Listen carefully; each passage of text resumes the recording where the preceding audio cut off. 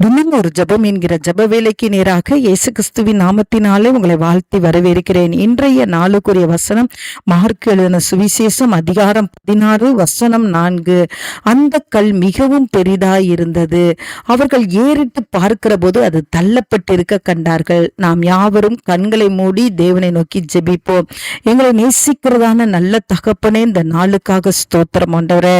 அப்ப அந்த ஓய்வு நாளிலே அந்த ஸ்திரீகள் ஆண்டவரே, அப்ப அந்த கல்லறை இடத்துல வந்த பொழுது இந்த கல்லை நமக்காக யார் புரட்டி தள்ளுவார்கள் என்று சொல்லி ஒருவரோடு ஒருவர் பேசிக்கொண்டு வந்த பொழுது ஆண்டவரே, அந்த கல் புரட்டப்பட்டதாக கண்டார்கள் ஆண்டவரே.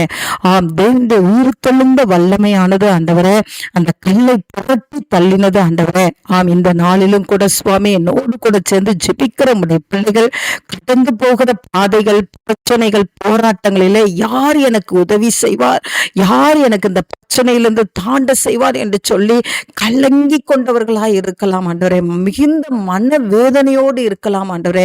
இந்த போராட்டத்தை நான் எப்படி தாண்டுவேன் என்று சொல்லி, இந்த வியாதியிலிருந்து யார் என்னை சுகப்படுத்த முடியும் என்று சொல்லி ஒருவேளை உடைய பிள்ளைகள் கலங்கி கொண்டு இருப்பார்கள். ஆனால் அப்பா, உம்முடைய உயிர் தெழுந்த வல்லமை ஆண்டவரே இப்பொழுது உடைய பிள்ளைகள் மீது இறங்கும்படியாய் செபிக்கிறேன் சுவாமி. எல்லா தடைகள், போராட்டங்கள், பிரச்சனைகள், பாடுகள் எல்லாம் இயேசுவின் நாமத்தினால விலகி ஓடும்படியாய் செபிக்கிறேன் அப்பா. பலவீனத்தின் கட்டுகள் விலகி ஓடும்படியாய் செபிக்கிறேன். கர்த்தர் பரிபூர்ண சுகத்தை நீர் கொடுக்கும்படியாய் செபிக்கிறேன் சுவாமி.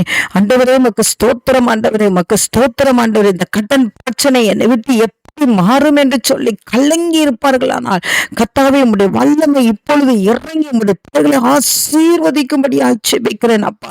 ஆண்டவரே உமக்கு ஸ்தோத்திரம். நீண்ட நாட்களாக ஆண்டவரே தடைப்பட்டு கொண்டு இருக்கிற காரியங்கள், நடைபெறாமல் இருக்கிற காரியங்களிலே கர்த்தர் இப்போது உம்முடைய வல்லமையை ஊற்றுங்க ஆண்டவரே. உம்முடைய உயிர் தெழுந்த வல்லமையை ஊற்றுங்க ஆண்டவரே. அப்பா உமக்கு ஸ்தோத்திரம் ஆண்டவரே. ஒரு பெரிய மாற்றத்தை, ஜெயத்தை உம்முடைய பிள்ளைகள் கண்டு தேவனை துதிக்க உதவி செய்யுங்க. அந்த நல்ல கிருபையை ஊற்றுகிறபடினால் நன்றி. இயேசுவின் மூலம் ஜெபிக்கிறேன் நல்ல பிதாவே. ஆமென், ஆமென்.